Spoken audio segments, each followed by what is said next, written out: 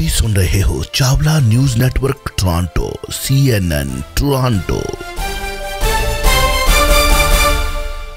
बहुत बहुत स्वागत है जी। अ वेरी गुड मॉर्निंग, साडी तो इवनिंग, साडी गुड मॉर्निंग। सत श्री अकाल। मेरे वालों भी आप सारे श्रोते ते दर्शकों ਨੂੰ ਸਤਿ ਸ਼੍ਰੀ ਅਕਾਲ ਤੇ ਗੁੱਡ ਮਾਰਨਿੰਗ ਤੇ ਗੁੱਡ ਇਵਨਿੰਗ ਦੋਵੇਂ। ਕੀ ਹਾਲ ਚਾਲ ਤੁਹਾਡਾ? ਠੀਕ ਠਾਕ ਹੋ? ਬਿਲਕੁਲ ਠੀਕ ਹੈ।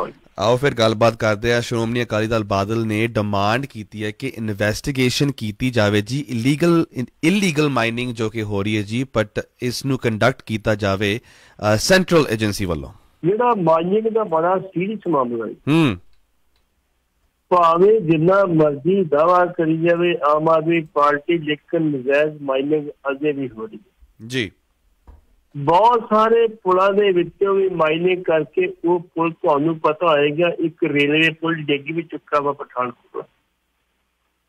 ਬਾਕੀਆਂ ਨੂੰ ਖਤਰਾ ਵਾਪੀ ਇਹ ਲਾਗੇ ਉੱਥੋਂ ਕੱਢ ਕੇ ਲੈ ਜਾਂਦੇ, ਰੇਤ ਕੱਢ ਕੇ ਲੈ ਜਾਂਦੇ, ਬਾਕੀ ਮਾਈਨਿੰਗ ਦਾ ਸਮਾਨ ਕੱਢ ਕੇ ਲੈ ਜਾਂਦੇ ਤੇ ਮਾਈਨਿੰਗ ਹੋਣ ਜਿਹੜਾ ਸੀ ਸਾਡੀਆਂ ਜਿਹੜੀਆਂ ਇਹ ਚੀਜ਼ਾਂ ਹੈਗੀਆਂ, ਸਾਡੀਆਂ ਵਸਤਾਂ ਹੈਗੀਆਂ, ਉਹਨਾਂ ਨੂੰ ਭਾਰੀ ਖਤਰਾ ਪੈਦਾ ਹੋ ਰਿਹਾ। ਇਹਦੇ ਉੱਤੇ ਪਠਾਨਕੋਟ ਤੇ ਗੁਰਦਾਸਪੁਰ ਦੇ ਇਲਾਕੇ ਜਿੰਨੀ ਮਾਈਨਿੰਗ ਹੁੰਦੀ ਉਹਦੇ ਉੱਤੇ ਕੋਰਟ ਨੇ ਟੋਟਲੀ ਰੋਕ ਲਗਾ ਦਿੱਤੀ ਕਿ ਇਸ ਇਲਾਕੇ 'ਚ ਕੋਈ ਮਾਈਨਿੰਗ ਨਹੀਂ। ਉਹਨਾਂ ਦੋ ਗੱਲਾਂ ਹੋਣਗੀਆਂ। ਮਾਈਨਿੰਗ ਫੇਰ ਵੀ ਪੁਲਿਸ ਨਾਲ ਰਲ ਕੇ ਹੋਏਗੀ, ਮਹਿੰਗੀ ਹੋਏਗੀ, ਰੇਤ ਮਹਿੰਗੀ ਮਿਲੇਗੀ, ਬਜਰੀ ਮਹਿੰਗੀ ਮਿਲੇਗੀ, ਸਭ ਕੁਝ ਮਹਿੰਗਾ ਮਿਲੇ। ਮਾਈਨਿੰਗ ਨਹੀਂ ਹੋਗੀ, ਮਾਈਨਿੰਗ ਚੱਲਦੀ ਰਹਿਣੀ। ਹਾਈਕੋਰਟ ਨੇ ਆਪ ਰੋਕਣਾ ਅੱਜ ਪ੍ਰਸ਼ਾਸਨ ਨੇ। ਜੇ ਪ੍ਰਸ਼ਾਸਨ ਨਾ ਰਲਿਆ ਤਾਂ ਕੀ ਕਰੂਗਾ? ਹਰਜੋਤ ਸਿੰਘ ਬੈਂਸ ਭਾਵੇਂ ਮਾਈਨਿੰਗ ਮੰਤਰੀ ਕਈ ਵਾਰੀ ਦਾਅਵੇ ਕਰ ਚੁੱਕੇ, ਲੇਕਿਨ ਮਾਈਨਿੰਗ ਨਹੀਂ ਰੁਕੀ, ਜਿਸ ਕਰਕੇ ਜਿਹੜੀ ਹਾਈਕੋਰਟ ਨੂੰ ਜਿਹੜੇ ਸੀ ਇਸ ਤੇ ਰੋਕ ਲਾਉਣੀ ਪਈ। ਕਿਉਂਕਿ ਮਾਈਨਿੰਗ ਦੇ ਵਿੱਚ ਇਹਨਾਂ ਦੇ ਸਰਹੱਦ ਦੇ ਨਾਲ ਬਕਾਇਦਾ ਤੌਰ ਤੇ ਜੇ 3 ਫੁੱਟ ਪੁੱਟਣੀ ਸੀ 10 ਫੁੱਟ ਪੁੱਟ ਕੇ ਵੱਡੇ ਵੱਡੇ ਖੱਡੇ ਪੈਦਾ ਕਰ ਦਿੱਤੇ, ਜਿੱਥੇ ਸਮਗਲਰਾਂ ਨੂੰ, ਅੱਤਵਾਦੀਆਂ ਨੂੰ, ਵੱਖ ਵੱਖ ਲੋਕਾਂ ਨੂੰ ਗਾਹ ਮਿਲੇ। ਉਹਦੇ ਬਾਰੇ BSP ਨੇ ਜਾ ਕੇ ਹਾਈਕੋਰਟ 'ਚ ਕਿਹਾ ਸੀ ਸਾਡੇ ਦੀ ਇਹ ਪ੍ਰੋਵੋਕੇਟ ਕਰ ਰਿਹਾ, ਸਾਨੂੰ ਇਹਨੂੰ ਵੀ ਰੋਕਿਆ ਜਾਵੇ, ਇਹ ਜੋ ਕਰੇ ਗਲਤ ਕਰ ਰਿਹਾ ਜੀ। ਉਹਦੇ ਤੇ ਹਾਈਕੋਰਟ ਨੇ ਰੋਕ ਲਗਾਈ ਹੈ ਤੇ ਰੋਕ ਲਗਾਉਣ ਦੇ ਉੱਤੇ ਬਕਾਇਦਾ ਤੌਰ ਤੇ ਟਿੱਪਣੀ ਕੀਤੀ ਅਕਾਲੀ ਦਲ ਦੇ spokesperson doctor Daljit Singh Cheema ਨੇ ਕਿਹਾ ਵੀ ਅਸੀਂ ਪਹਿਲਾਂ ਹੀ ਕਹਿੰਦੇ ਹਾਂ ਕਿ ਮਾਈਨਿੰਗ ਬਹੁਤ ਹੋ ਰਹੀ ਹੈ, ਮਾਈਨਿੰਗ ਰੋਕਣੀ ਚਾਹੀਦੀ ਹੈ, ਔਰ ਅਸੀਂ ਚਾਹੁੰਦੇ ਹਾਂ ਵੀ ਇਹ ਸੈਂਟਰਲ ਏਜੰਸੀ ਕੋਲੋਂ ਜਾਂਚ ਕਰਾ ਕੇ ਜਿਹੜੇ ਦੋਸ਼ੀ ਆ ਉਹਨਾਂ ਤੇ ਕਾਰਵਾਈ ਕੀਤੀ ਜਾਵੇ। ਪਰ ਚੀਮਾ ਸਾਹਿਬ ਇਹ ਯਾਦ ਰੱਖੋ, ਸਭ ਤੋਂ ਵੱਧ ਮਾਈਨਿੰਗ ਤੁਹਾਡੇ 10 ਸਾਲਾਂ ਦੇ ਵਿੱਚ ਹੋਈ ਹੈ। 10 ਸਾਲਾਂ ਦੀ ਸਭ ਤੋਂ ਵੱਧ ਨਜਾਇਜ਼ ਮੰਨੀ ਗਈ। ਉਹਦੇ ਵਿੱਚ ਕਈ ਮੰਤਰੀ ਆਪਸੇ ਪੜੇ, ਕਈ MLA ਆਪਸੇ ਪੜੇ। ਪਿਛਲੀ ਟਨਿਓਰ ਦੇ ਵਿੱਚ ਜਦੋਂ ਕੈਪਟਨ ਦੀ ਸਰਕਾਰ ਸੀ, ਤੁਹਾਨੂੰ ਪਤਾ ਹੋਏਗਾ ਅਨੰਦਪੁਰ ਸਾਹਿਬ ਤੇ ਸ਼ਾਇਦ ਇੱਕ MLA ਸੀ ਅਮਰਜੀਤ ਸੰਦੋਆ, ਜਿਹੜਾ ਅੱਜ ਗੱਡੀ ਦੇ ਚੱਕਰ ਫਸਿਆ, ਆਪਣੀ ਗੱਡੀ ਜਿਹੜੀ ਲਈ ਉਹਨੇ ਕਿੱਦਾਂ ਲਈ। ਸੰਦੋਆ ਗਿਆ ਸੀ ਅਜੇ ਮੈਂ ਤੇ ਮਾਈਨਿੰਗ ਰੋਕਣ ਗਿਆ, ਮਾਈਨਿੰਗ ਫੜਕੇ ਕੁੱਟ ਕੱਟਿਆ MLA ਨੂੰ, ਰੌਲਾ ਪਿਆ। ਭਾਵੇਂ ਉਸ ਟਾਈਮ ਤੇ ਕੈਪਟਨ ਅਮਰਿੰਦਰ ਸਿੰਘ ਨੇ ਕਿਹਾ ਸੀ ਕਿਸੇ ਦੋਸ਼ੀ ਨੂੰ ਬਖਸ਼ਿਆ ਨਹੀਂ ਜਾਵੇ, ਪਰਚਾ ਵੀ ਕਰਤਾ, ਸਭ ਕੁਝ ਕਰ ਦਿੱਤਾ, ਲੇਕਿਨ ਮਾਈਨਿੰਗ ਦਾ ਦੋਸ਼ ਸੀ ਇਹ ਤਾਂ ਸਾਡੇ ਕੋਲ ਪੈਸੇ ਹਫ਼ਤੇ ਬਾਅਦ ਲੈਣਾ ਚਾਹੀਦਾ, ਅਸੀਂ ਕਿੱਥੋਂ ਦੇਈਏ ਨੇ। ਇਸ ਕਰਕੇ ਮਾਈਨਿੰਗ ਅੱਜ ਵੀ ਚੱਲਦੀ ਹੈ, ਮਾਈਨਿੰਗ ਜਾਰੀ ਜਾਣੀ। ਲੇਕਿਨ ਹਾਈਕੋਰਟ ਨੇ ਰੋਕ ਲਗਾਈ ਆ। ਇਹਦੇ ਤੇ ਜੇ ਕੋਈ ਸੈਂਟਰਲ ਫੋਰਸ ਲਾਈ ਜਾਵੇ ਤਾਂ ਵੱਖਰੀ ਗੱਲ ਆ, ਸੈਂਟਰਲ ਇਨਕੁਆਇਰੀ ਕਰਾਈ ਜਾਵੇ ਤਾਂ ਕੋਈ ਜਾਂਚ ਨਿਕਲ ਆਊਗਾ। ਅਦਰਵਾਈਜ਼ ਸਟੇਟ ਗਵਰਨਮੈਂਟ ਨੇ ਕੱਖ ਨਹੀਂ ਕਰਨਾ, ਕਿਉਂਕਿ ਇਹਨੂੰ ਬੜਾ ਵੱਡਾ ਹਿੱਸਾ ਮਿਲਦਾ ਹੋਵੇ ਜੀ। 905 813 1320 ਸਟੂਡੀਓ ਦੇ ਨੰਬਰ ਨੇ ਜੀ। ਤੁਸੀਂ ਐਨੀ ਟਾਈਮ ਇਸ ਨੰਬਰ ਨੂੰ ਡਾਇਲ ਕਰਕੇ ਆਪਣੇ ਕੁਐਸਚਨਸ ਰੱਖ ਸਕਦੇ ਹੋ ਜੀ। 905 813 1320। ਕਰਪਸ਼ਨ ਦੇ ਟਾਵਰ ਵੀ ਗਿਰ ਚੁੱਕੇ ਨੇ ਜੀ, ਪਰੰਤੂ ਕਰਪਸ਼ਨ ਹਾਲੇ ਵੀ ਜ਼ਿੰਦਾ ਹੈ ਜੀ। ਕੋਈ ਵੀ ਐਕਸ਼ਨ ਨਹੀਂ ਲਿਆ ਜਾ ਰਿਹਾ ਜੀ। ਫਿਰ ਵੀ ਪਰੰਤੂ ਪੰਜਾਬ ਹੈ ਜੀ, ਇੰਡੀਆ ਹੈ, ਕਰਪਸ਼ਨ ਤਾਂ ਹੋਊਗੀ ਜੀ। ਦੇਖੋ ਭ੍ਰਿਸ਼ਟਾਚਾਰ ਦੀ ਜਿਹੜੀ ਸੂਚਕ ਅੰਕ ਅਸੀਂ ਆਪਣੇ ਕੋਲ ਨਹੀਂ ਕਿ ਟਰਾਂਸਪੇਰੈਂਟ ਇੰਟਰਨੈਸ਼ਨਲ ਦੀ ਰਿਪੋਰਟ, ਉਹਨਾਂ ਦੇ ਅੰਕ 221 ਦੇ ਅਨੁਸਾਰ 180 ਦੇਸ਼ਾਂ ਵਿੱਚ ਭਾਰਤ ਦਾ ਸਥਾਨ 85ਵਾਂ ਵਾ। ਪਿਛਲੀ ਵਾਰੀ 86 ਸੀ, ਇੱਕ ਸੁਧਾਰ ਕੀਤਾ, ਵੱਖਰੀ ਗੱਲ। ਲੇਕਿਨ ਕਹਿਣ ਤੋਂ ਭਾਵ ਵੀ ਤੁਸੀਂ ਟਾਵਰ ਤੇ ਭ੍ਰਿਸ਼ਟਾਚਾਰ ਦੇ ਟਾਵਰ ਕਿਹਾ ਜਾਂਦਾ ਸੀ, ਉਹ ਤਾਂ ਕਰਾ ਤੇ ਦੇਖਦੇ ਕੋਈ ਗੱਲ ਨਹੀਂ, ਕਿਉਂਕਿ ਉਹ ਇਲਾਕਾ ਜਿਹੜਾ ਸੀ, ਜਿਹੜਾ ਜਗ੍ਹਾ ਸੀਗੀ ਉਹ ਤੁਹਾਡੀ ਹੈਗੀ ਸੀ ਗ੍ਰੀਨ ਏਰੀਆ, ਗ੍ਰੀਨ ਬੈਲਟ। ਚਲੋ ਇਹ 10 ਸਾਲ ਦੀ ਲੜਾਈ ਤੋਂ ਬਾਅਦ ਉਹ ਟਾਵਰ ਗਿਰਾ ਤੇ ਪਹਿਲਾਂ ਕਰਨਾਟਕਾ 'ਚ ਤੇ ਸਾਊਥ 'ਚ ਕੋਈ ਟਾਵਰ ਗਿਰਾਏ ਸੀ, ਜਾਂ ਦੂਸਰੀ ਵਾਰੀ ਇੰਡੀਆ 'ਚ ਕਾਰਵਾਈ ਕੀਤੀ ਗਈ। ਇਹਦੇ ਉੱਤੇ ਕੰਪਨੀ ਕਹਿੰਦੇ ਸਾਡਾ 500 ਕਰੋੜ ਰੁਪਏ ਦਾ ਨੁਕਸਾਨ ਹੋਇਆ, ਸਾਨੂੰ 500 ਰੁਪਏ ਭਰਨਾ ਪਊਗਾ। 2012 ਤੋਂ ਪਹਿਲੀ ਗੱਲ ਤੇ 2005 ਤੋਂ ਜਦੋਂ ਇਹ ਪ੍ਰਕਿਰਿਆ ਸ਼ੁਰੂ ਹੋਈ ਹੈ, ਕਿਹੜੇ ਕਿਹੜੇ ਅਫਸਰ ਦੋਸ਼ੀ ਨੇ, ਕਿਹੜੇ ਕਿਹੜੇ ਸਿਆਸੀ ਆਗੂ ਦੋਸ਼ੀ ਨੇ। 2005 ਨੂੰ ਲੈ ਕੇ 2021 ਤੱਕ ਜਾਂਚ ਕਰਾ ਲਓ, ਉਹਦੇ ਵਿੱਚ ਕਿੰਨੇ ਲੋਕੀ ਦੋਸ਼ੀ ਲੱਭਣਗੇ, ਕਿੰਨਾ ਪੈਸਾ ਵਰਤਾਇਆ ਹੋਊ, ਕਿੰਨਾ ਕੁਛ ਕੀਤਾ ਹੋਊਗਾ। JEP ਜਿਹੜੇ ਛੋਟੇ ਅਸੀਂ ਤੇ ਵਿਚਾਰੇ ਬਹੁਤ ਛੋਟੇ ਨੇ, ਇਹ ਸਰਕਾਰੀ ਲੈਵਲ ਤੇ ਬਗੈਰ ਕੰਮ ਨਹੀਂ ਚੱਲਿਆ। ਇਹਦੀ ਇਜਾਜ਼ਤ ਜਿਹੜੀ ਸੀ ਬਕਾਇਦਾ ਤੌਰ ਤੇ ਬੀਬੀ ਮਾਇਆਵਤੀ ਨੇ ਦਿੱਤੀ ਸੀ ਤੇ ਮੁੱਖ ਮੰਤਰੀ ਸੀ। ਉਸ ਤੋਂ ਬਾਅਦ ਕਿੰਨੀਆਂ ਸਰਕਾਰਾਂ ਹੋਈਆਂ, ਕਿਸੇ ਨੇ ਕੋਈ ਐਕਸ਼ਨ ਲਿਆ? ਕੋਈ ਨਹੀਂ ਲਿਆ। 2012 ਦੇ ਵਿੱਚ ਉੱਥੋਂ ਦੀ ਜਿਹੜੀ ਸੁਸਾਇਟੀ ਸੀਗੀ, ਉਹਨਾਂ ਨੇ ਕਿਹਾ ਵੀ ਤੁਹਾਡਾ ਜਿਹੜਾ ਗ੍ਰੀਨ ਏਰੀਆ ਕਿੱਥੇ ਹੈਗਾ, ਗ੍ਰੀਨ ਪਾਰਕ ਕਿੱਥੇ ਹੈਗਾ। ਮੈਂ ਇੱਕ ਡਿਬੇਟ ਸੁਣ ਰਿਹਾ ਸੀ ਨੋਇਡਾ ਵਾਲਿਆਂ ਦੀ, ਉਹ ਦੱਸ ਰਿਹਾ ਸੀ ਮੇਰਾ ਇਹਦੇ ਤੋਂ 1 ਕਿਲੋਮੀਟਰ ਦੂਰ ਘਰ ਟਾਵਰ ਤੋਂ, ਤੇ ਮੈਂ ਕੋਠੇ ਤੇ ਚੜ੍ਹ ਕੇ ਟਾਵਰ ਡਿੱਗਦੇ ਵੇਖੇ, 9 ਸਕਿੰਟਾਂ ਦੇ ਟਾਵਰ ਥੱਲੇ ਡਿੱਗ ਪਏ। 3700 ਕਿਲੋਗ੍ਰਾਮ ਬਰੂਦ ਲਗਾਇਆ ਗਿਆ ਇਹਦੇ ਵਿੱਚ, ਆਰਡੀਸ ਲਗਾਇਆ ਗਿਆ, ਫਿਰ ਚਲਾਇਆ ਗਿਆ। ਕਿੰਨਾ ਖਰਚਾ? 20 ਕਰੋੜ ਰੁਪਇਆ ਤੁਸੀਂ ਡੇਗਣ ਤੇ ਲਾਤਾ। ਚੰਗੀ ਗੱਲ ਸੀ ਕਿ ਇਹਦੇ ਤੇ ਜੁਰਮਾਨੇ ਪਾ ਜਾਂਦੇ ਮੋਟੇ ਮੋਟੇ, ਤੇ ਦੂਜਾ ਕੋਈ ਹਿੰਮਤ ਕਰਦਾ ਡੇਗਣ ਨੂੰ। ਜੇ 915 ਪਰਿਵਾਰ ਉੱਤੇ ਵਸਦੇ ਸੀਗੇ ਜਿਨ੍ਹਾਂ ਨੂੰ ਇਹ ਅਲਾਟ ਕੀਤੇ ਗਏ ਸੀ, ਫਲੈਟ ਅਲਾਟ ਕੀਤੇ ਗਏ ਸੀ, ਤੇ ਕੋਈ ਗੱਲ 100 ਮੀਟਰ ਪਹਿਲਾਂ ਇਹ ਜਿਹੜੀ ਸੀ ਇਹਦੀ ਮਨਜ਼ੂਰੀ 10 ਮੰਜ਼ਿਲ ਦਿੱਤੀ ਗਈ ਸੀ, ਫਿਰ 20 ਮੰਜ਼ਿਲਾਂ, ਫਿਰ 30 ਮੰਜ਼ਿਲਾਂ, ਫਿਰ 32 ਮੰਜ਼ਿਲਾਂ ਹੋ ਗਈ। ਬੇਸਿਕਲੀ 40 ਮੰਜ਼ਿਲਾਂ ਬਣਨੀ ਸੀ। ਲੇਕਿਨ ਇਹ 'ਚ ਪ੍ਰਸ਼ਾਸਨ ਦੋਸ਼ੀ ਹੈ, ਸਰਕਾਰਾਂ ਦੋਸ਼ੀ ਹੈ, ਸਾਰਾ ਸਿਸਟਮ ਦੋਸ਼ੀ ਹੈ। ਸਿਸਟਮ ਤੁਸੀਂ ਜੋ ਮਰਜ਼ੀ ਕਰ ਲਓ। ਹੁਣ ਟਾਵਰ ਤਾਂ ਤੁਸੀਂ ਭ੍ਰਿਸ਼ਟਾਚਾਰ ਦੇ ਦੇਸ਼ ਤੇ ਦੇਖਦੇ, ਲੇਕਿਨ ਜਿਨ੍ਹਾਂ ਪੋਲੀਟੀਕਲ ਬੰਦਿਆਂ ਨੇ ਮਨਜ਼ੂਰੀ ਦਿੱਤੀ, ਜਿਨ੍ਹਾਂ ਦੀਆਂ ਅੱਖਾਂ ਦੇ ਸਾਹਮਣੇ ਸਮਝ ਉਹਨਾਂ ਖਿਲਾਫ ਕੀ ਕਾਰਵਾਈ ਕੀਤੀ? 26 ਬੰਦਿਆਂ ਦੇ ਖਿਲਾਫ ਤੁਸੀਂ ਮੁਕੱਦਮਾ ਦਰਜ ਕਰ ਲਿਆ। ਉਸ ਮੁਕੱਦਮੇ 'ਚ ਕੀ ਦੇਖੋ? ਸਵਾਲ ਇਹ ਨਹੀਂ, ਇਕੋਨਮੀ ਭਾਵੇਂ ਉਹ ਕੰਪਨੀ ਦੀ ਹੈ ਜਿਹੜੀ ਹੈ, ਇਕੋਨਮੀ ਇੰਡੀਆ ਦੀ ਬਰਬਾਦ ਹੋਈ ਹੈ। ਹੁਣੇ ਵੀ ਤੁਸੀਂ 3700 kg ਬਰੂਦ ਲਾ ਕੇ ਨੂੰ ਦੇ ਗਿਆ। ਘੱਟੋ ਘੱਟ ਤੁਸੀਂ 50-50 ਮੀਟਰ ਦੇ ਲਾਗੇ ਸਾਰੇ ਮਕਾਨ ਖਾਲੀ ਕਰਾ ਦਿੱਤੇ ਜੀ। ਇੱਕ ਜਿਹੜੀ ਕਲੋਨੀ ਸੀ ਉਹਦੀ 4 ਦੀਵਾਰੀ ਦੀ ਕੰਧ ਨੂੰ ਨੁਕਸਾਨ ਹੋਇਆ ਤੇ ਲੋਕਾਂ ਦੇ ਧਮਾਕੇ ਨਾਲ ਸ਼ੀਸ਼ੇ ਵੀ ਟੁੱਟ ਗਏ ਜੀ। ਜਿਹੜਾ ਉਹ ਪੁਲ ਸੀ ਉੱਥੇ ਕਹਿੰਦੇ ਜਿਹੜਾ ਪੁਲ ਵੀ ਧਮਕੇ ਜਦੋਂ ਡਿੱਗੇ ਨੇ ਧਮਾਕਾ ਹੋਇਆ, ਪੁਲ ਵੀ ਧਮਕਦਾ ਸੀ ਉਦੋਂ। ਇੰਨੀ ਮਤਲਬ ਜ਼ਬਰਦਸਤ ਉਹਦੀ ਆਵਾਜ਼ ਆਈ, ਇੰਨਾ ਘੱਟਾ ਮੈਨੂੰ ਨਹੀਂ ਉਮੀਦ ਵੀ 2-3 ਮਹੀਨੇ ਤੋਂ ਘੱਟਾ ਮੁੱਕੇ, ਕਿਉਂਕਿ ਜਿਹੜਾ ਮਲਬਾ ਉਹਦਾ ਵਾ ਟੰਨਾਂ ਦੇ ਹਿਸਾਬ ਨਾਲ ਜੀ। ਉਹਨੂੰ ਚੁੱਕਣ ਦੇ ਉੱਤੇ ਉਹਨਾਂ ਕਿਹਾ ਘੱਟੋ ਘੱਟ 3 ਮਹੀਨੇ ਲੱਗਣ, 3 ਮਹੀਨੇ 6 ਮਹੀਨੇ ਲੱਗ ਸਕਦੇ, ਸਾਲ ਵੀ ਲੱਗ ਸਕਦਾ। ਨਾਲ ਮੈਂ ਕਹਿ ਦਿੱਤਾ ਕਿ ਜਿਹੜੇ ਸਾਹ ਦੇ ਮਰੀਜ਼ ਨੇ ਉਹ ਅਜੇ ਹਾਲ ਦੀ ਕੜੀ ਇਹਨਾਂ ਕਲੋਨੀ ਕਰਕੇ ਨਾ ਵਸਣ, ਉਹਨਾਂ ਵਾਸਤੇ ਖਤਰਾ ਪੈਦਾ ਹੋ ਸਕਦਾ। ਇੰਨੇ ਖਤਰੇ ਛੇੜ ਕੇ ਪਹਿਲੀ ਗੱਲ ਤੇ ਸਵਾਲ ਇਹ ਪੈਦਾ ਹੁੰਦਾ, ਇਹ ਬਣੇ ਕਿਉਂ? ਜੇ ਬਣ ਗਏ ਤੇ ਹੁਣ ਢਾਏ ਕਿਉਂ? ਜੇ ਢਾਏ ਆ ਤੇ ਕਿੰਨਾ ਖਰਚਾ ਕੀਤਾ ਗਿਆ? ਭਾਵੇਂ ਕੋਰਟ ਨੇ ਕਿਹਾ, ਸੁਪਰੀਮ ਕੋਰਟ ਦੇ ਆਰਡਰ ਸੀਗੇ, ਸੁਪਰੀਮ ਕੋਰਟ ਦੇ ਨਿਰਦੇਸ਼ਾਂ ਤੇ ਇਹ ਟਾਵਰ ਗਿਰਾਏ ਗਏ। ਅਦਰਵਾਈਜ਼ ਕਿਸੇ ਸਰਕਾਰ ਨੇ ਕੰਮ ਨਹੀਂ ਕੀਤਾ ਇਹਦੇ ਚ, ਭਾਵੇਂ BJP ਸਰਕਾਰ ਹੋਵੇ, ਤਾਂ ਭਾਵੇਂ ਬਸਪਾ ਦੀ ਸਰਕਾਰ ਹੋਵੇ, ਤੇ ਭਾਵੇਂ ਸੱਪਾ ਦੀ ਸਰਕਾਰ ਹੋਵੇ। ਇਸ ਕਰਕੇ ਇਹ ਡੇਗੇ ਗਿਆ। ਚਲੋ ਇੱਕ ਸਬਕ ਤੇ ਹੈਗਾ ਬਾਕੀਆਂ ਨੂੰ ਕਿ ਭਾਈ ਅੱਗੇ ਤੋਂ ਕੋਈ ਇਹੋ ਜਿਹੀ ਕਾਰਵਾਈ ਕੋਈ ਸੋਚ ਸਮਝ ਕੇ ਕਰੂਗਾ। ਹਾਲੀ ਕਿ ਕੰਪਨੀ ਕਹਿੰਦੀ ਅਸੀਂ ਪ੍ਰੋਪਰ ਤੌਰ ਤੇ ਸਾਰੇ ਕੋਲ ਮਨਜ਼ੂਰੀ ਲੈ ਕੇ ਬਣਾਏ, ਤੇ ਫਿਰ ਡੇਗੇ ਕਿਉਂ ਗਏ? ਫਿਰ ਕਿਉਂ ਸੁਪਰੀਮ ਕੋਰਟ ਨੇ ਸਾਥ ਦਿੱਤੀ? ਹੁਣ ਉਹ ਇੱਕ ਬੰਦਾ ਦੱਸ ਰਿਹਾ ਸੀਗਾ, ਉਹ ਅਖਬਾਰ ਦਾ ਕੋਈ ਅਡੀਲ ਪੱਤਰਕਾਰ ਸੀਗਾ, ਉਹ ਕਹਿੰਦਾ ਮੈਂ ਸਾਰਾ ਸੀਨ ਜਿਹੜਾ ਕੋਠੇ ਚੜ੍ਹ ਕੇ ਵੇਖਿਆ, ਤੇ ਸਾਡੇ ਇਲਾਕੇ ਦੇ ਵਿੱਚ ਗ੍ਰੀਨ ਪਾਰਕ ਬਣਿਆ ਸੀ। ਗ੍ਰੀਨ ਪਾਰਕ ਦੇ ਵਿੱਚ ਇੱਕ ਬਿਲਡਰ ਨੇ ਬਕਾਇਦਾ ਤੌਰ ਤੇ ਸੀ ਕਬਜ਼ਾ ਕੀਤਾ ਤੇ ਹੁਣ ਤਾਲਾ ਲਾਤਾ ਆਪਣਾ। ਕੋਈ ਨਹੀਂ ਬੋਲਦਾ, ਕੋਈ ਛਡਾਵੇ ਸੀ ਆ ਕੋਈ ਗੱਲ ਕਰੇ।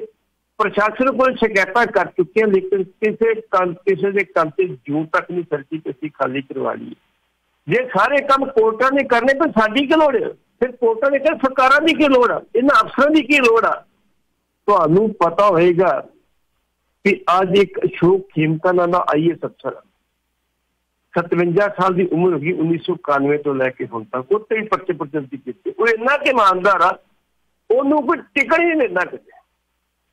ਇੱਕ ਜਗ੍ਹਾ ਬਦਲੀ ਜਾਂਦੀ ਆ, ਉਹ ਉੱਥੇ ਗਲਤ ਕੰਮ ਨਹੀਂ ਕਰਦਾ, ਚੱਲ ਦੂਜੀ ਜਗ੍ਹਾ ਭੇਜਦੇ, ਚੱਲ ਗਲਤ ਕੰਮ ਨਹੀਂ ਕਰਦਾ, ਚੱਲ ਤੀਜੀ ਜਗ੍ਹਾ। ਮਤਲਬ ਸਾਰੀ ਉਮਰ ਉਹਦੀ ਇਹਨਾਂ ਬਦਲੀਆਂ ਚੱਲੇਗੀ, ਖੁੱਡੇ ਨਾਲ ਲੱਗੇ ਚੱਲੇਗੀ, ਲੇਕਿਨ ਉਹਨਾਂ ਮੈਂ ਭ੍ਰਿਸ਼ਟਾਚਾਰ ਨਹੀਂ ਕਰਦਾ। ਸਭ ਤੋਂ ਪਹਿਲੇ ਨੰਬਰ ਤੇ ਡੈਨਮਾਰਕ ਦੂਜੇ ਤੇ ਇੱਕ ਹੋਰ ਕੰਟਰੀ, ਤੀਜੇ ਨੰਬਰ ਤੇ ਸਾਡਾ, ਫਿਰ ਦੂਜੇ ਨੰਬਰ ਤੇ ਫਿਨਲੈਂਡ, ਤੀਜੇ ਨੰਬਰ ਤੇ ਜਿਹੜਾ ਬਕਾਇਦਾ ਤੌਰ ਤੇ ਨਿਊਜ਼ੀਲੈਂਡ ਦਾ ਇਮਾਨਦਾਰ ਦੇਸ਼ਾਂ ਦੇ ਵਿੱਚ। ਨਿਊਜ਼ੀਲੈਂਡ ਸਾਡੀ ਕੁੜੀ ਰਹਿੰਦੀ ਆ, ਉਹ ਕਹਿੰਦੀ ਅੰਕਲ ਇੱਥੇ ਸਾਨੂੰ ਕੋਈ ਲੋੜ ਨਹੀਂ ਕੁਛ ਕਰਨ ਦੀ, ਸਾਡੇ ਬੂਹੇ ਖੁੱਲੇ ਹੁੰਦੇ, ਦਰਵਾਜ਼ੇ ਨੂੰ ਅਸੀਂ ਕਿਸੇ ਨੂੰ ਜਿੰਦਾ ਤੱਕ ਨਹੀਂ ਲਾਉਂਦੇ, ਕੋਈ ਅਸੀਂ ਘਰੋਂ ਬਾਹਰ ਜਾਈਏ ਤੁਸੀਂ ਖੁੱਲੇ, ਕੋਈ ਪ੍ਰੋਬਲਮ ਨਹੀਂ, ਕੋਈ ਚੋਰੀ ਨਹੀਂ, ਕੋਈ ਚਕਾਰੀ ਨਹੀਂ। ਇਸ ਕਰਕੇ ਇਹੋ ਜਿਹਾ ਸਮਾਜ ਸਿਰਜਣ ਦੀ ਲੋੜ ਆ, ਪਰ ਇੰਡੀਆ 'ਚ ਲੱਗਦਾ ਸੰਭਵ ਨਹੀਂ, ਖਾਸ ਕਰਕੇ ਏਸ਼ੀਆ ਸੰਭਵ ਨਹੀਂ। ਏਸ਼ੀਆ ਦੇ ਵਿੱਚ ਜ਼ਿਆਦਾ ਇਹੋ ਜਿਹੇ ਕੰਮ ਹੁੰਦੇ, ਭ੍ਰਿਸ਼ਟਾਚਾਰ ਉੱਤੇ ਚੱਲਿਆ ਪਿਆ ਵਾ। ਉਹ ਸੋਮਾਲੀਆ ਤੁਸੀਂ ਚੱਲ ਜਾਓ, ਉੱਥੇ ਸੋਮਾਲੀਆ ਚੱਲ ਜਾਓ, ਸੀਰੀਆ ਚੱਲ ਜਾਓ, ਵੈਨਜ਼ੂਏਲਾ ਚੱਲ ਜਾਓ, ਉਹ ਸਾਡੇ ਤੋਂ ਅੱਗੇ ਭ੍ਰਿਸ਼ਟਾਚਾਰ ਦੇ ਵਿੱਚ। ਅੱਜ ਕੱਲ੍ਹ ਜਿਹੜੀ ਪੈਸੇ ਦਿਓ ਫਿਰ ਗੱਲਾਂ ਨਹੀਂ ਜਾਓ ਪਰ ਘਰ ਨੂੰ ਜੀ। 905 813 1320 905813132 ਤੁਹਾਡੇ ਕਾਲਸ ਆ ਰਹੀਆਂ ਸਨ ਔਨ ਦੀ ਏਅਰ, ਤੁਸੀਂ ਦੁਬਾਰਾ ਕਾਲ ਕਰ ਲਓ ਕਾਲਰਸ, ਲਾਈਨਸ ਅਸੀਂ ਓਪਨ ਕਰ ਚੁੱਕੇ ਹਾਂ ਜੀ। 905 813 1320 ਐਂਡ ਅਗਲੀ ਖਬਰ ਨੂੰ ਟਿੰਟ ਵਰਲਡ ਵੱਲੋਂ ਸਪਾਂਸਰ ਕੀਤਾ ਜਾ ਰਿਹਾ ਜੀ। ਟਿੰਟ ਵਰਲਡ, ਤੁਸੀਂ ਕਮਰਸ਼ੀਅਲ ਅਦਾਰੇ ਦੀ ਰੈਜ਼ੀਡੈਂਸ਼ੀਅਲ ਪੇਂਟ, ਰਿਮੋਟ ਸਟਾਰਟਰ, ਕੋਈ ਵੀ ਤੁਸੀਂ ਆਪਣੇ ਗੱਡੀਆਂ ਨੂੰ ਟਿੰਟ ਕਰਾਉਣਾ ਚਾਹੁੰਦੇ ਹੋ ਤਾਂ ਟਿੰਟ ਵਰਲਡ 9057922974 ਤੇ ਕਾਲ ਕੀਤਾ ਜਾ ਸਕਦਾ ਹੈ। ਗਡਕਰੀ ਸਾਹਿਬ ਕਹਿੰਦੇ ਨੇ ਕਿ ਜ਼ਰੂਰੀ ਨਹੀਂ ਕਿ ਚੜ੍ਹਦੇ ਸੂਰਜ ਨੂੰ ਸਲਾਮਾਂ ਕਰਨੀਆਂ ਹੁੰਦੀਆਂ ਨੇ, ਸਰਕਾਰਾਂ ਦਾ ਚੜਾਅ ਵਧਾ ਹੁੰਦਾ ਹੀ ਰਹਿੰਦਾ ਜੀ ਪਾਰਟੀਆਂ ਦਾ। ਦੇਖੋ ਗਡਕਰੀ ਸਾਹਿਬ ਨੇ ਬੜੇ ਮੌਕੇ ਤੇ ਇਹ ਆਪਣਾ ਜਿਹੜਾ ਸੀ ਬਿਆਨ ਦਿੱਤਾ ਵਾ ਜੀ, ਕਿਉਂਕਿ ਗਡਕਰੀ ਸਾਹਿਬ ਜਿਹੜੇ ਸੀ ਇਹ ਬਕਾਇਦਾ ਤੌਰ ਤੇ ਕਿਸੇ ਬੀਜੇਪੀ ਦੇ ਸਮਾਗਮ ਚ ਮਹਾਰਾਸ਼ਟਰ ਸੰਬੋਧਨ ਕਰ ਰਹੇ, ਉੱਥੇ ਉਹਨਾਂ ਨੇ ਆਪਣਾ ਜਿਹੜਾ ਇਹ ਗਡਕਰੀ ਸਾਹਿਬ ਨੇ ਕਿਹਾ ਵੀ ਉਹਨਾਂ ਨੇ ਜੇ ਤੁਸੀਂ ਕਿਸੇ ਦੋਸਤ ਦਾ ਹੱਥ ਫੜਿਆ ਨਾ ਉਹਦਾ ਘੁੱਟ ਕੇ ਫੜ ਕੇ ਰੱਖੋ, ਚੜ੍ਹਦੇ ਸੂਰਜ ਨੂੰ ਛਾਂ ਵਾਲੀ ਨੀਤੀ ਨਾ ਬਣਾਓ। ਇਹ ਤੁਹਾਡੇ ਕਿਰਦਾਰ ਦੀ ਵੀ ਕਿਰਦਾਰ ਖੁਸ਼ੀ ਕਰਦੀ ਹੈ ਤੇ ਸਮਾਜ ਦੀ ਵੀ ਕਿਰਦਾਰ ਖੁਸ਼ੀ ਕਰਦੀ। ਇਹ ਨਾਗਪੁਰ ਜਿਹੜੇ ਕਾਰੋਬਾਰੀ ਨਾ ਉਹਨਾਂ ਦੇ ਇੱਕ ਸਮਾਗਮ ਨੂੰ ਸੰਬੋਧਨ ਕਰਦੇ ਸੀ, ਉਹਨਾਂ ਨੇ ਅਮਰੀਕਾ ਦੇ ਰਾਸ਼ਟਰਪਤੀ ਦੇ ਇੱਕ ਸ਼ਬਦਾਂ ਦੇ ਹਵਾਲਾ ਦਿੱਤਾ, ਉਹਨਾਂ ਜਿਹੜੇ ਹੈਗੇ ਸੀ ਨਿਕਸਨ ਰਿਚਰਡ, ਉਹਨਾਂ ਹਵਾਲਾ ਨੇ ਕਿਹਾ, ਕਹਿੰਦਾ ਕੋਈ ਇਸ ਵੇਲੇ ਖਤਮ ਨਹੀਂ ਹੁੰਦਾ ਜਦੋਂ ਉਹ ਆ ਜਾਂਦਾ ਹੈ, ਉਹ ਉਦੋਂ ਖਤਮ ਹੁੰਦਾ ਜਦੋਂ ਲੜਨਾ ਛੱਡ ਦਿੰਦਾ। ਕਹਿੰਦਾ ਫਿਰ ਕੀ ਹਾਰ ਜਿੱਤ ਰਹਿੰਦੀ ਹੈ, ਲੜੋ, ਜਦੋਂ ਕਿ ਅੱਜ ਨਹੀਂ ਕੱਲ, ਕੱਲ ਨਹੀਂ ਪਰਸੋਂ ਕਾਮਯਾਬ ਹੋ ਗਏ। ਉਹਨੇ ਕਿਹਾ ਆਤਮ ਵਿਸ਼ਵਾਸ ਤੇ ਹੰਕਾਰ ਚ ਫਰਕ ਹੁੰਦਾ ਵਾ, ਆਤਮ ਵਿਸ਼ਵਾਸ ਹੋਣਾ ਚਾਹੀਦਾ ਵਾ, ਹੰਕਾਰ ਨਹੀਂ। ਸਕਾਰਾਤਮਕ ਸਾਡੀ ਜਿਹੜੀ ਸੋਚ ਹੋਣੀ ਚਾਹੀਦੀ ਹੈ। ਤੇ ਗਡਕਰੀ ਨੇ ਕਿਹਾ ਜਦੋਂ ਉਹ ਵਿਦਿਆਰਥੀ ਦਿੱਤਾ ਸੀ ਉਹਨਾਂ ਨੂੰ ਕਿਸੇ ਨੇ ਕਿਹਾ ਤੁਸੀਂ ਅੱਛੇ ਵਿਅਕਤੀ ਹੋ ਤੇ ਗਲਤ ਪਾਰਟੀ 'ਚ ਬੈਠੇ ਹੋ, ਤੁਹਾਨੂੰ ਕਾਂਗਰਸ ਜੁਆਇਨ ਕਰਾ ਦਈਏ। ਤੇ ਕਹਿੰਦਾ ਉਹਨੇ ਕਿਹਾ ਸੀ, ਗਡਕਰੀ ਕਹਿੰਦਾ ਮੈਂ ਕਿਹਾ ਸੀ ਮੈਂ ਖੂਨ ਛਾਲ ਮਾਰ ਦੂੰਗਾ ਪਰ ਮੈਂ ਕਾਂਗਰਸ ਜੁਆਇਨ ਨਹੀਂ ਕਰੂੰਗਾ। ਇਹ ਸਿੱਧਾ ਉਹਨਾਂ ਦਾ ਜਿਹੜਾ ਹੈਗਾ ਨਾ ਨਿਸ਼ਾਨਾ, ਉਹ ਅੱਜ ਕੱਲ੍ਹ ਗੁਲਾਮ ਨਬੀ ਆਜ਼ਾਦ ਹੈ, ਜਿਹੜੇ ਤਾਜ਼ੇ ਕਾਂਗਰਸ ਨੂੰ ਛੱਡ ਕੇ ਜਿਹੜੇ ਸੀ ਉਹ ਇਸ ਵੇਲੇ ਮੋਦੀ ਸਾਹਿਬ ਦੇ ਕੋਲ ਜਾ ਰਹੇ। ਹੁਣ ਕਹਿੰਦੇ ਜੇ ਅਸੀਂ ਉੱਥੇ ਜੰਮੂ ਕਸ਼ਮੀਰ 'ਚ ਪਾਰਟੀ ਬਣਾ ਕੇ ਚੋਣ ਲੜਾਂਗੇ, ਕਿਉਂਕਿ ਅਗਲੇ ਸਾਲ ਉਮੀਦ ਆ ਕਿ ਉੱਥੇ ਵਿਧਾਨ ਸਭਾ ਚੋਣਾਂ ਹੋਣੀਆਂ ਜੀ, ਤੇ ਉੱਥੇ ਇਹਨਾਂ ਨੂੰ ਬੀਜੇਪੀ ਨੂੰ ਕੋਈ ਬੰਦਾ ਕਹਿੰਦਾ ਸੀ ਇਹੋ ਜਿਹਾ, ਉਹਨਾਂ ਨੇ ਤੋੜ ਲਿਆ। ਕਿਉਂਕਿ ਚਾਵਲਾ ਸਾਹਿਬ ਜਿਹੜੇ ਕਾਂਗਰਸੀ ਹੈ ਨਾ, ਇਹ ਸੱਤਾ ਬਗੈਰ ਨਹੀਂ ਰਹਿ ਸਕਦੇ। 37 ਸਾਲ ਬਕਾਇਦਾ ਤੌਰ ਤੇ ਜਿਹੜੇ ਸੀ ਗੁਲਾਮ ਨਬੀ ਆਜ਼ਾਦ ਨੂੰ ਐਸ਼ ਕਰਾਈ ਹੈ ਕਾਂਗਰਸ, 37 ਸਾਲ, 50 ਸਾਲ ਦੀ ਸਿਆਸਤ ਦੇ ਵਿੱਚ 37 ਸਾਲ 1972-73 ਚ ਆਏ ਸੀ ਸਿਆਸਤ ਵਿੱਚ, ਜਦੋਂ ਵਿਦਿਆਰਥੀ ਨੇਤਾ ਬਣੇ ਸੀ। ਪਹਿਲਾਂ ਇਹ ਬਲਾਕ ਦੇ ਪ੍ਰਧਾਨ ਬਣੇ ਸੀ ਤੇ ਕਿੰਨੀਆਂ ਸਰਕਾਰਾਂ ਚ ਰਹੇ, ਮੰਤਰੀ ਰਹੇ, 4 ਵਾਰੀ ਰਾਜ ਸਭਾ ਚ ਰਹੇ ਤੇ 2 ਵਾਰੀ ਇਹ ਜੰਮੂ ਕਸ਼ਮੀਰ ਤੋਂ ਜਿੱਤ ਸਕੇ। ਇਹਨਾਂ ਨੂੰ ਮਹਾਰਾਸ਼ਟਰ ਤੋਂ ਜਿਤਾ ਕੇ ਲੋਕ ਸਭਾ ਚ ਭੇਜਿਆ ਗਿਆ ਸੀ। ਤੇ ਜੇ ਇੰਨੇ ਗੁਣ ਕਾਂਗਰਸ ਨੇ ਕੀਤੇ ਹੁਣ ਤੇ ਫਿਰ ਤੁਸੀਂ ਔਖੇ ਵੇਲੇ ਛੱਡ ਕੇ ਚੱਲ ਜਾਓ ਤੇ ਫਿਰ ਠੀਕ ਕਿਹਾ ਗਡਕਰੀ ਸਾਹਿਬ ਨੇ ਤੇ ਜੱਟ ਸਾਹਿਬ ਨੇ, ਜੇ ਤੁਸੀਂ ਲੜਨਾ ਛੱਡ ਦਿਓ ਤੇ ਤੁਸੀਂ ਖਤਮ, ਜਿੰਨੇ ਮਰਜ਼ੀ ਪਾਰਟੀਆਂ ਬਦਲੋ ਜੀ। ਜੀ 9058131320 ਕਾਲਸ ਆ ਰਹੀਆਂ ਸਨ ਪਟੀ ਸਾਹਿਬ, ਫਿਰ ਤੋਂ ਉਹਨਾਂ ਨੇ ਆਈ ਥਿੰਕ ਦੁਬਾਰਾ ਕਾਲ ਕਰ ਲੈਣ ਜੀ, ਕੀਮਤ ਜਾ ਚੁੱਕਾ ਜੀ। 9058131320 905 813 1320। ਸਾਡੇ ਕੋਲ ਚੰਦ ਮਿੰਟ ਨਹੀਂ, ਤੁਸੀਂ ਆਪਣੇ ਵਿਚਾਰ ਔਨ ਦੀ ਏਅਰ ਜਾਂ ਸਵਾਲ ਤੁਹਾਡੇ ਕੋਲ ਹੈ ਤੁਸੀਂ ਰੱਖ ਸਕਦੇ ਹੋ। ਕਰਨਾਟਕਾ ਦੇ ਵਿੱਚ ਜੋ ਸਕੂਲ ਦੇ ਸਿਲੇਬਸ ਹੈ ਉਹਦੇ ਵਿੱਚ ਕੁਝ ਚੇਂਜਸ ਆ ਰਹੇ ਨੇ ਜੀ ਪਟੀ ਸਾਹਿਬ, ਕੀ ਕਰੀਏ?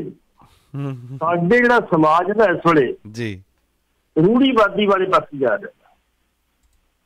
ਵਿਨਾਇਕ ਦਮੋਦਰ ਸਾਵਰਕਰ ਉਹਨੂੰ ਸਥਾਪਿਤ ਕਰਨ ਵਾਲੇ ਹੁਣ ਕਰਨਾਟਕਾ ਦੀਆਂ ਕਿਤਾਬਾਂ ਦੇ ਵਿੱਚ ਉਹਨਾਂ ਦਾ ਇੱਕ ਚੈਪਟਰ ਪਾਇਆ ਜਾ ਰਿਹਾ। ਚੈਪਟਰ ਕੀ ਪਾਇਆ ਜਾ ਰਿਹਾ?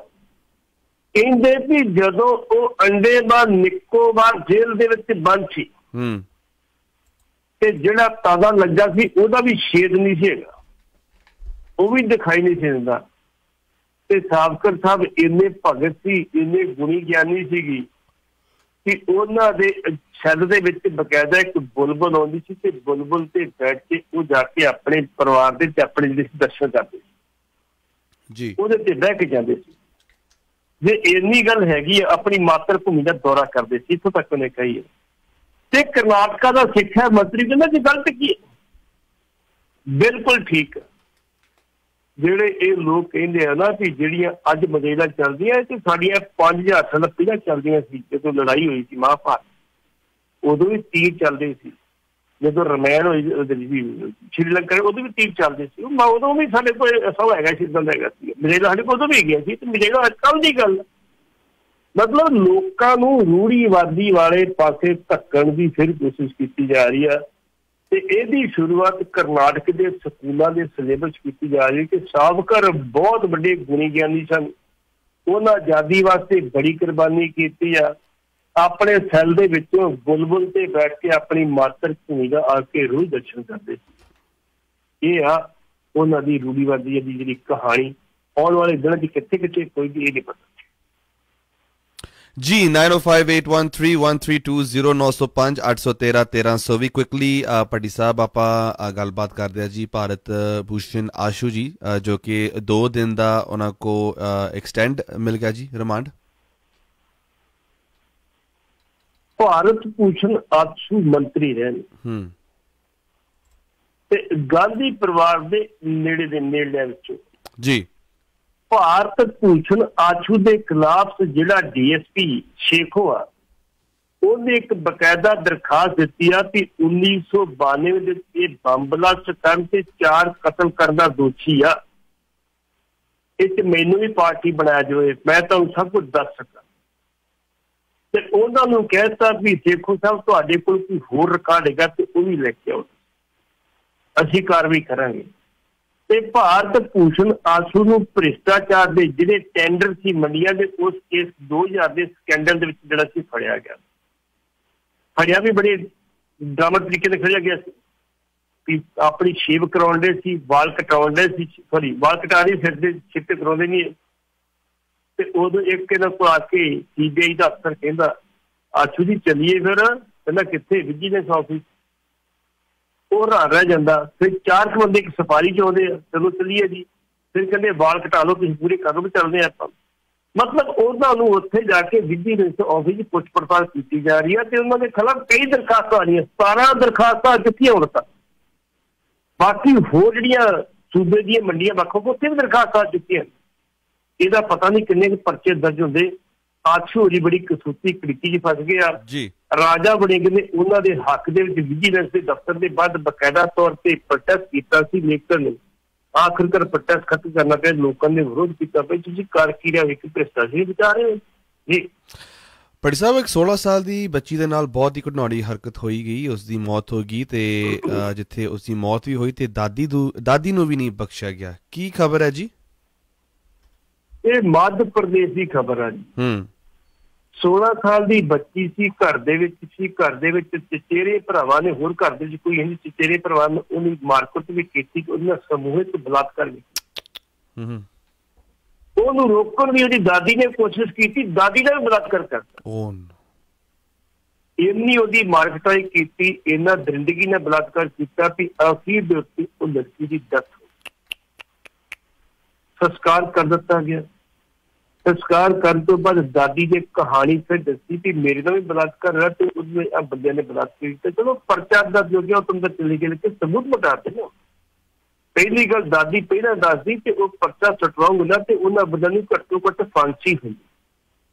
ਜਦੋਂ ਨਿਰਭਇਆ ਕਾਂਡ ਹੋਇਆ ਨਾ, ਨਿਰਭਇਆ ਕਾਂਡ ਦੇ ਵਿੱਚ ਕਾਫੀ ਅਮੈਂਡਮੈਂਟ ਕੀਤੀ ਗਈ ਇਸ ਕੇਸ ਦੇ ਵਿੱਚ ਕਿ ਇਹਨਾਂ ਲੋਕਾਂ ਨੂੰ ਫਾਂਸੀ ਦਿੱਤੀ ਜਾਵੇ। ਤੇ ਉਸ ਕਾਂਡ ਦੇ ਵਿੱਚ 4 ਲੋਕਾਂ ਨੂੰ ਫਾਂਸੀ ਵੀ ਦਿੱਤੀ ਗਈ ਸੀ। ਇੱਕ ਜਿਹੜਾ ਬੰਦਾ ਸੀ, ਬੱਚਾ ਛੋਟਾ ਸੀ, ਮੁਹੰਮਦ ਨਾਂ ਸੀ ਸਮਥਿੰਗ, ਮੁਸਲਮਾਨ ਜੀ, ਉਹਦੀ ਉਮਰ ਛੋਟੀ ਸੀ। ਸਭ ਤੋਂ ਵੱਡਾ ਗੁਨਾਹਗਾਰ ਉਹ ਸੀ, ਲੇਕਿਨ ਉਹਨੂੰ 3 ਸਾਲ ਦੀ ਜੇਲ੍ਹ ਕੱਟ ਕੇ ਉਹ ਘਰ ਨੂੰ ਆ ਗਿਆ। ਬੜੀ ਘਿਨੌਣੀ ਹਰਕਤ ਆ ਜੀ। ਰੋਜ਼ ਹੀ ਇੰਨੀਆਂ ਗੱਲਾਂ ਕਰਨ ਦੇ ਬਾਵਜੂਦ, ਇੰਨਾ ਕੁਛ ਹੋਣ ਦੇ ਬਾਵਜੂਦ ਹੀ ਜਾਂ ਕਿਤੇ ਕਾਨੂੰਨ 'ਚ ਕਮੀ ਆ, ਜਾਂ ਸਾਡੇ ਸਮਾਜ 'ਚ ਕਮੀ ਹੈ, ਜਾਂ ਸਰਕਾਰਾਂ 'ਚ ਕਮੀ ਹੈ। ਸਾਡੇ ਧਾਰਮਿਕ ਆਗੂ ਨੂੰ ਚਾਹੀਦਾ ਕਿ ਇਸ ਪਾਸੇ ਪ੍ਰਚਾਰ ਕਰਨ, ਕਿਉਂਕਿ ਉਹਨਾਂ ਤੋਂ ਬਗੈਰ ਕੋਈ ਵਧੀਆ ਪ੍ਰਚਾਰ ਨਹੀਂ ਕਰ ਸਕਦਾ। ਲੋਕਾਂ ਨੂੰ ਨੈਤਿਕਤਾ ਦੇ ਤੌਰ ਤੇ ਤਿਆਰ ਕੀਤਾ ਜਾਣਾ ਚਾਹੀਦਾ। ਭਾਈ ਇਹ ਕੰਮ ਗਲਤ ਆ, ਤੁਸੀਂ ਗਲਤ ਕਰ ਰਹੇ। ਸਾਡੇ ਰਿਸ਼ਤੇ ਨਾਤੇ ਵੀ ਹੈਗੇ, ਭੈਣਾਂ ਭਰਾ ਵੀ ਹੈਗੇ, ਲੱਗਦੀ ਜੇ ਭੈਣ ਦੇ ਚਾਚੇ ਦੀ ਧੀ, ਚਾਚਾ ਦੀ ਧੀ ਭੈਣ, ਜਿੰਨਾ ਬਲਾਤਕਾਰ ਕੀਤਾ, ਮੰਦਭਾਗੀ ਘਟਨਾ ਵਾਪਰੀ, ਨਹੀਂ ਵਾਪਰਨੀ ਚਾਹੀਦੀ। ਜੀ 9058131320 ਆਖਰੀ ਖਬਰ, ਫਿਰ ਉਸ ਤੋਂ ਬਾਅਦ ਵਾइंड अप ਕਰਦੇ ਹਾਂ ਜੀ। ਬਾਜਵਾ ਸਾਹਿਬ ਨੇ ਕਿਹਾ ਹੈ ਜੇ ਅਗਰ ਮਾਨ ਸਰਕਾਰ ਇੰਨੀ ਹੀ ਦਮਦਾਰ ਹੈ ਤਾਂ ਸਾਰਾ ਐਕਸ਼ਨ ਕੈਪਟਨ ਅਮਰਿੰਦਰ ਸਿੰਘ ਜੀ ਦੇ ਅਗੇਂਸਟ ਲਿੱਤਾ ਜਾਵੇ। ਮੈਂ ਤੁਹਾਡੇ ਮਾਧਿਅਮ ਰਾਹੀਂ ਕਹੂੰਗਾ ਜੀ, ਬਾਜਵਾ ਸਾਹਿਬ ਪਹਿਲਾਂ ਪ੍ਰਧਾਨ ਰਹੇ, ਕਾਂਗਰਸ ਦੇ ਪ੍ਰਦੇਸ਼ ਦੇ ਪ੍ਰਧਾਨ ਰਹੇ, ਉਹਨਾਂ ਨੂੰ ਫੇਰ ਪ੍ਰਧਾਨ ਦਿੱਤਾ ਜਾਵੇ ਤੇ ਉਹ ਕੁਝ ਹੱਦ ਤੱਕ ਕਾਂਗਰਸ ਨੂੰ ਬਚਾਉਣ ਦੀ ਸਮਰੱਥਾ ਰੱਖਦੇ। ਰਾਜਾ ਵੜਿੰਗ ਨੂੰ ਅਜੇ ਤੱਕ ਬਹੁਤ ਸਾਰੇ ਕਾਂਗਰਸ ਦੇ ਪ੍ਰਧਾਨ ਨਹੀਂ ਮਿਲੇ, ਬਾਕੀ ਕੀ ਕਰਨ। ਤੇ ਕੈਪਟਨ ਜਿਹੜੇ ਸਾਡੇ ਸਿੱਧੂ ਸਾਹਿਬ ਨੇ, ਉਹ ਇੱਕ ਜਰਨੈਲ ਤੇ ਵਧੀਆ ਹੋ ਸਕਦੇ ਆ, ਲੇਕਿਨ ਪ੍ਰਬੰਧਕ ਉਹਨਾਂ ਦੀ ਜਰਨੈਲੀ ਵਰਤ ਲਓ ਤੁਸੀਂ, ਜਿੱਥੇ ਮਰਜ਼ੀ ਰਹਿ ਜਾਓ, ਵਧੀਆ ਸਪੀਚ ਕਰ ਦੇਣਗੇ, ਲੋਕਾਂ ਨੂੰ ਜੋੜਨ ਦੀ ਸ਼ਕਤੀ ਰੱਖਦੇ ਆ। ਲੇਕਿਨ ਜਦੋਂ ਐਜ ਏ ਪ੍ਰਬੰਧਕ ਉਹ ਬਿੜਾ ਗਰ ਕਰਨਗੇ, ਕੀਤਾ ਅੱਗੇ ਉਹਨਾਂ ਤੇ ਜਦੋਂ ਬਾਜਵਾ ਸਾਹਿਬ ਬਣੇ ਸੀ ਪ੍ਰਧਾਨ, ਇਹਨਾਂ ਕਾਫੀ ਕੰਮ ਕੀਤਾ, ਲੇਕਿਨ ਉਦੋਂ ਕੈਪਟਨ ਅਮਰਿੰਦਰ ਸਿੰਘ ਨੇ ਇਹਨਾਂ ਨੂੰ ਪ੍ਰਧਾਨ ਨਹੀਂ ਸੀ ਮੰਨਿਆ ਜੀ। ਇਹ ਕੱਲ ਪਟਿਆਲੇ 'ਚ ਗਏ, ਪਟਿਆਲੇ ਜਾ ਕੇ ਕਿਹਾ ਵੀ ਮਾਨ ਸਾਹਿਬ ਜੇ ਤੁਹਾਡੀ ਸਰਕਾਰ ਵਾਕਿਆ ਹੀ ਭ੍ਰਿਸ਼ਟਾਚਾਰੀ ਦੇ ਖਿਲਾਫ ਲੜਦੀ ਆ ਤੇ ਫੜੋ ਕੈਪਟਨ ਅਮਰਿੰਦਰ ਸਿੰਘ ਨੂੰ 3400 ਕਰੋੜ ਦਾ ਪਹਿਲਾਂ ਘਟਾਲਾ ਹੈਗਾ ਵਾ, ਕੱਢੋ ਤੁਸੀਂ, ਬਾਕੀ ਤੇ ਵੱਖਰੇ ਘਟਾਲੇ ਹੈਗੇ ਆ। ਉਹ ਕਹਿੰਦਾ ਮੈਂ ਆਪਣੀ ਭੈਣ ਬੀਬੀ ਪਰਨੀਤ ਕੌਰ ਨੂੰ ਵੀ ਕਹਿਣਾ, ਭੈਣ ਜੀ ਚੁੱਪ ਕਰਕੇ ਤੁਸੀਂ ਕਾਂਗਰਸ 'ਚ ਰਹਿਣਾ ਨਹੀਂ, ਅਸਤੀਫਾ ਦਿਓ। ਤੇ ਕਿਉਂ ਟਿੰਬੜੇ ਕੁਰਸੀ ਨੂੰ, ਤੁਸੀਂ ਕੰਮ ਤੁਸੀਂ ਬੀਜੇਪੀ ਦਾ ਕਰਦੇ ਹੋ ਤੇ MP ਤੁਸੀਂ ਕਾਂਗਰਸ ਦੇ, ਕੋਈ ਨਹੀਂ ਅਸਤੀਫਾ ਦਿੰਦੇ ਤੁਸੀਂ। ਉਹ ਕਹਿੰਦੇ ਮੈਂ ਦਾਅਵੇ ਦਾ ਕਹਿ ਸਕਦਾ, ਜਿਹੜੀ ਉੱਪਰ ਵੀ ਗੱਲ ਹੋ ਗਈ ਆ, ਇਹਨੂੰ ਨਾ ਇੱਥੋਂ ਟਿਕਟ ਮਿਲਣੀ ਹੈ, ਇਹਨੇ ਭਾਜਪਾ ਨੂੰ ਚੋਣ ਲੜਨੀ ਹੈ। ਤੁਸੀਂ ਸੁਣ ਰਹੇ ਹੋ Chawla news network Toronto CNN Toronto.